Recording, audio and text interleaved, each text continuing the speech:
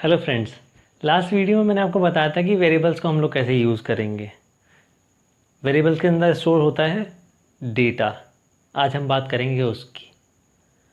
Data structures एक ऐसा topic जिसमें कंपनीज सबसे ज़्यादा क्वेश्चंस पूछती हैं, सबसे ज़्यादा फोकस रहता है उनका। ऐसा क्यों होता है ये आपको पता चलेगा आगे। डेटा स्ट्रक्चर्स दो शब्दों से मिलकर बना है, डेटा स्ट्रक्चर। पहले बात करते हैं डेटा की। डेटा मतलब कोई भी इंफॉर्मेशन। आप एक वीडियो देख रहे हैं, आप एक मूवी देख रहे हैं, आप एक गाना सुन रहे हैं, आप एक डायरी पढ़ रहे हैं, आप एक नोवेल पढ़ रहे हैं, हर एक चीज़ डेटा है। आपके फ़ोन में कॉन्टेक्ट्स स्टोर्ड हैं, वो भी एक डेटा है। कुछ लोग कॉन्टेक्ट्स को डायरी में नोट करके रखते हैं। आपने 100 लोगों के नंबर एक डायरी में नोट करके रख दिए। अब मैं डेटा स्टोर क्यों करता हूँ?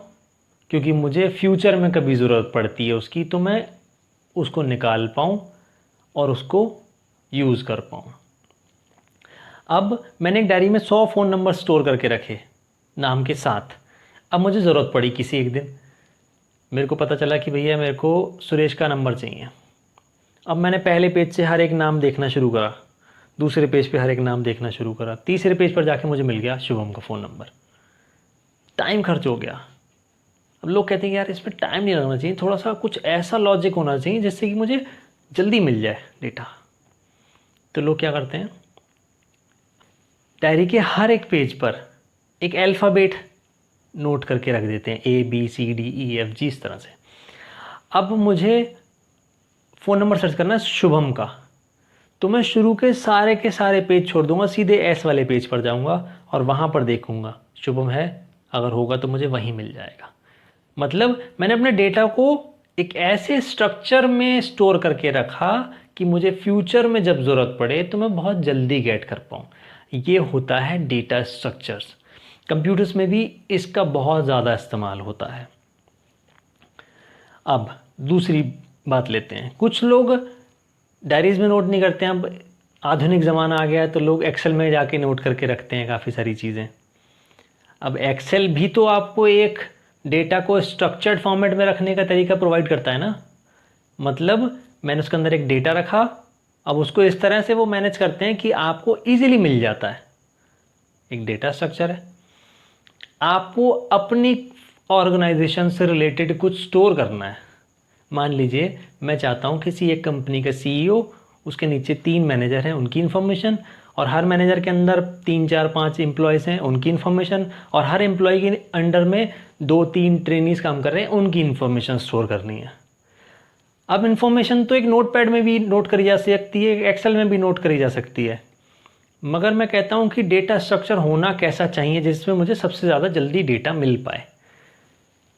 उसके लिए हम लोगों के पास सबसे ज़्यादा एफिशिएंट डेटा स्ट्रक्चर होता है जिसका नाम होता है ट्री बेस्ड डेटा स्ट्रक्चर। आप एक नोड बनाओ, सबसे ऊपर उसमें CEO की इन्फॉर्मेशन, उसके नीचे 3 नोड्स, उसमें मैनेजर्स की इन्फॉर्मेशन, हर मैनेजर के अंडर में जितने एम्प्लॉयज़ हैं उतने नोड्स, फिर एम्प्लॉय के नीचे जितने भी ट्रेनीज हैं उनकी नोड्स।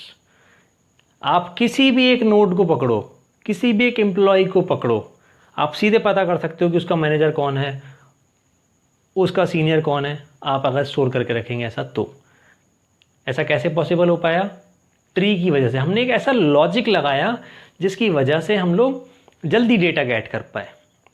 ऐसे ही कुछ लॉजिस्टिक्स कंपनियां होती हैं, वो ये मैनेज करके रखती हैं कि मेरा आज ट्रक यहाँ से माल लेगा, दिल्ली पहुँचाएगा, दिल्ली से लखनऊ जाएगा, लखनऊ से बरेली जाएगा, बरेली से उझानी आएगा, उझानी से मुंबई जाएगा, मुंबई से बरेली जाएगा।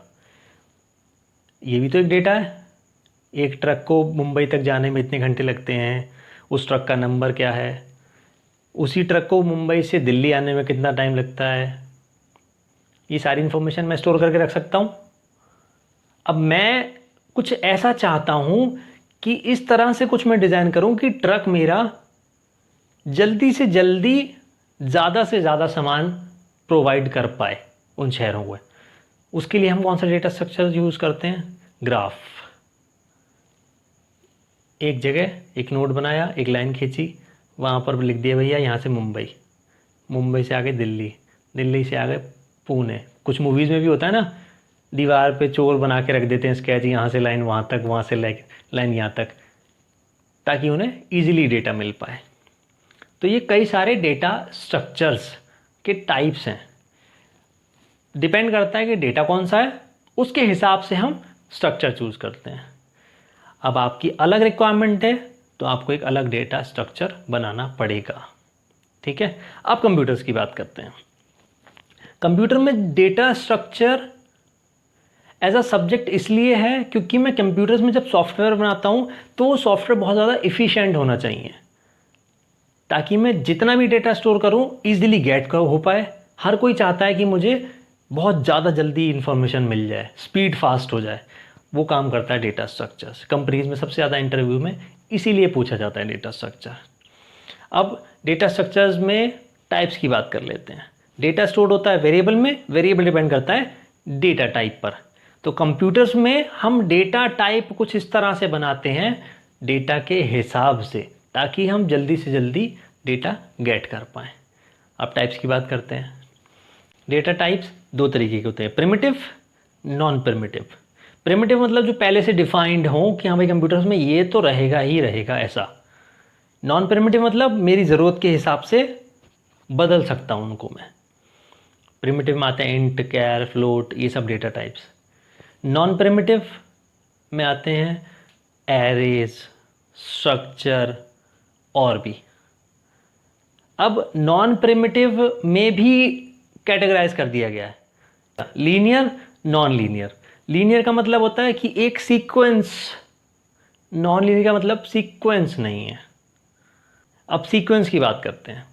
सीक्वेंस में मैं चाहता हूं कि मैं एक क्लास के 15 बच्चों की इंफॉर्मेशन स्टोर करके रखूं।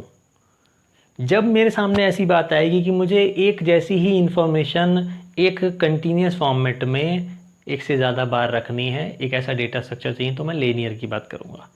एक जैसी इंफॉर्मेशन सीक्वेंशियल नहीं चाहिए, चेंज हो सकती है सीक्वेंस उसका, तो मैं नॉन सीक्वेंशियल या नॉन लीनियर की बात करता हूँ। लीनियर में आता है स्टैक, क्यू। नॉन लीनियर में आता है ट्री, ग्राफ, जैसे मैंने आपको एग्जांपल्स दिए। तो ओवरऑल मुद्दे की बात यह है कि डेटा स्ट्रक्चर्स मतलब डेटा के हिसाब से एक ऐसा स्ट्रक्चर बनाना जिससे कि मैं इंफॉर्मेशन जल्दी से जल्दी स्टोर कर पाऊँ, जल्दी से जल्दी गेट कर पाऊँ। ये चीज़ें डेटा स्ट्रक्चर्स से सीखने को मिलती हैं। आगे आने वाली वीडियोस में मैं कुछ ऐसा करने जा रहा हूँ जिससे कि हर कोई प्रोग्रामिंग सीख सकता है। एज लिमिट कुछ नहीं है, आप 15 साल के हैं या आप 60 साल के हैं, कोई फ़र्क नहीं पड़ता इससे। अगर आप कंप्यूटर सीखना चाहते हैं तो आप कंप्यूटर सीख सकते हैं। अगर आप 5th क्लास पास हैं, मोर देन सफिशिएंट है। इन शॉर्ट, अगर आपको हिंदी आती है तो आप प्रोग्रामर बन सकते हैं। वीडियो को लाइक शेयर करना मत भूलिएगा, चैनल को सब्सक्राइब करना मत भूलिएगा एंड बेल आइकन प्रेस करना मत भूलिएगा।